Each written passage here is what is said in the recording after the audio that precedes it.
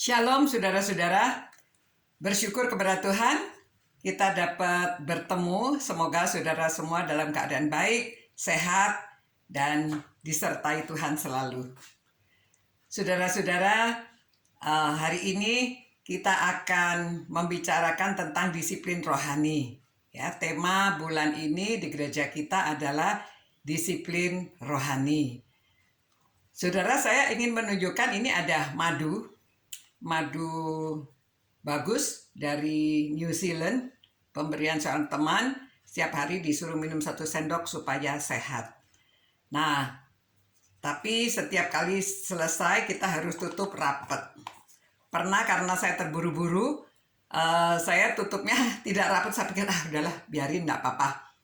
Saudara, keesokan harinya ada semut yang datang ya.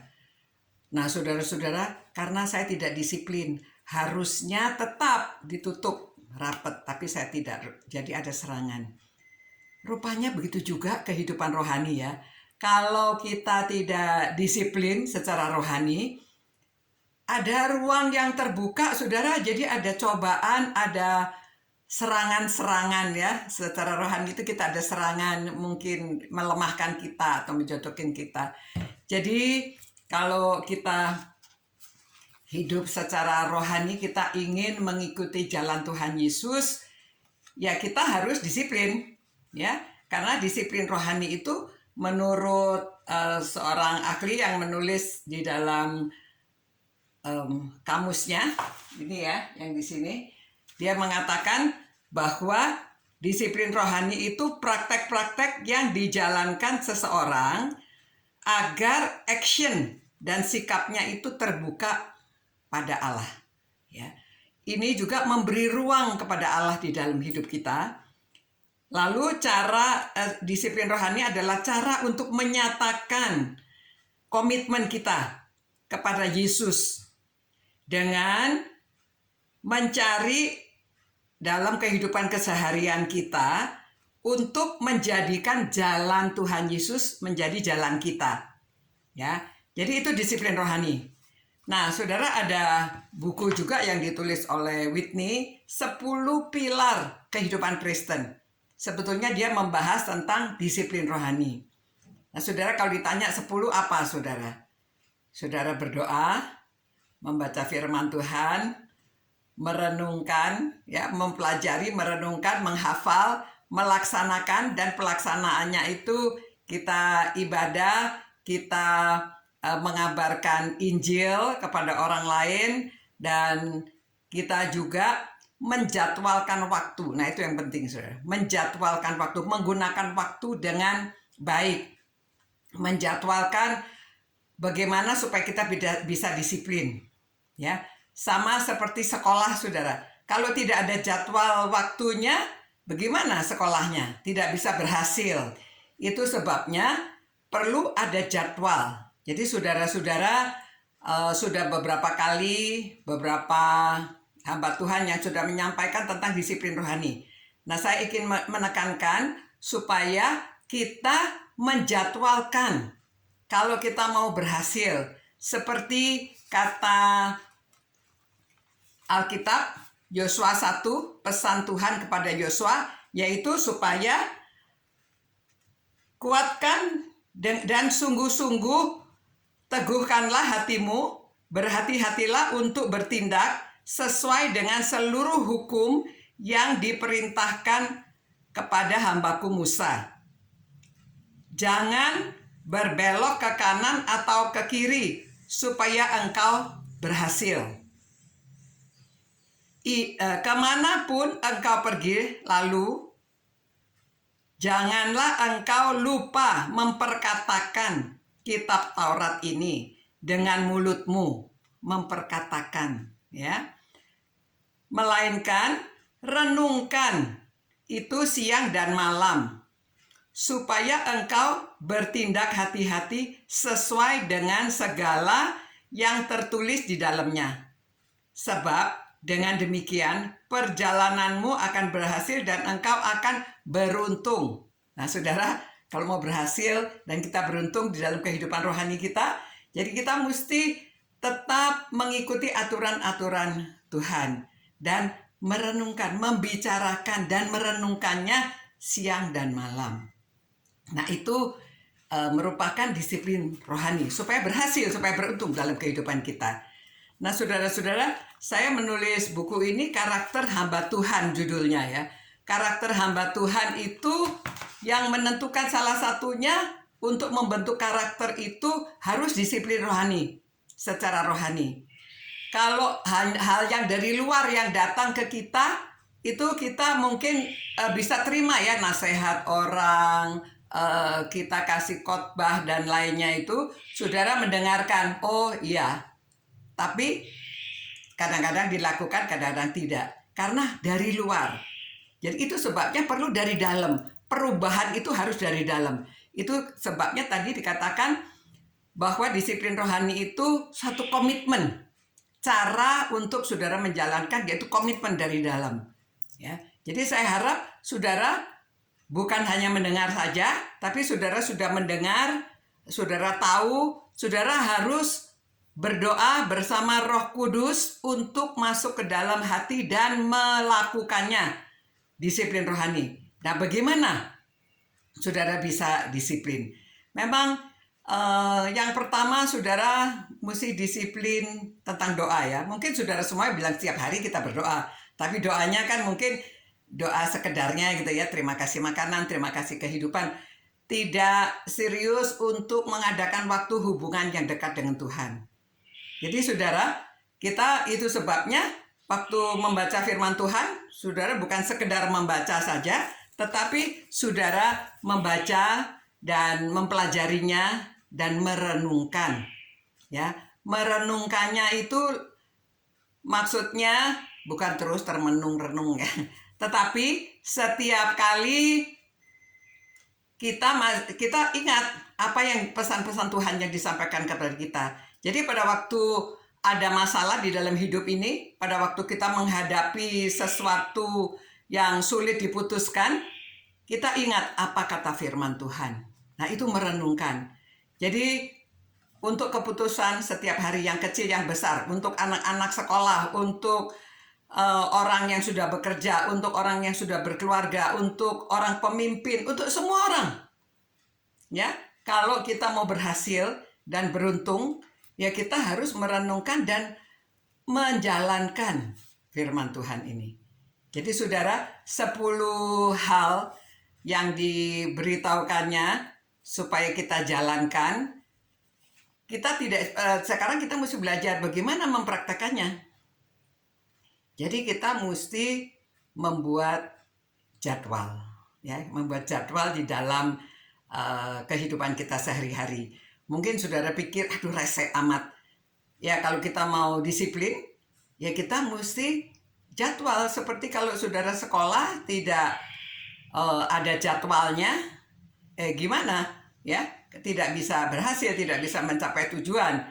Jadi itu sebabnya kita perlu menjadwalkan. Kapan kita mau renungan, kapan kita baca firman Tuhan, kapan kita ibadah, kapan kita kumpul supaya membekali firman Tuhan di dalam keluarga, kapan kita doa bersama, kapan kita, ya semuanya itu kita jadwalkan. Ya, jadi salah satu kemudian dalam pelaksanaannya antara lain juga kita membicarakannya. Ya, jadi iman kita yang kita jalani ini kita bicarakan, kita share kepada orang lain supaya orang lain juga tahu apa itu beriman dalam Tuhan Yesus. Jadi kalau kita tidak menguasai firman Tuhan kan, ya kita tidak bisa share ya. Itu sebabnya saudara-saudara, disiplin rohani itu bukan hanya untuk dibicarakan, tetapi untuk dilakukan. Supaya jalan kita itu mengikuti jalan Tuhan. Kalau saudara membaca di Injil, Tuhan Yesus itu mengutus ya supaya kita pergi, kita ke rumah-rumah memberitakan tentang kerajaan sorga. Jadi saudara-saudara, kalau saudara mau supaya berkenan supaya saudara bisa membuka ruang bagi Allah, supaya saudara bisa disiplin, lakukan, jadikan kebiasaan. Ya, membaca firman Tuhan kalau sudah biasa, saudara kayaknya ada sesuatu yang hilang yang belum dilakukan. Kita tidak puas ya karena kita belum menjalankan.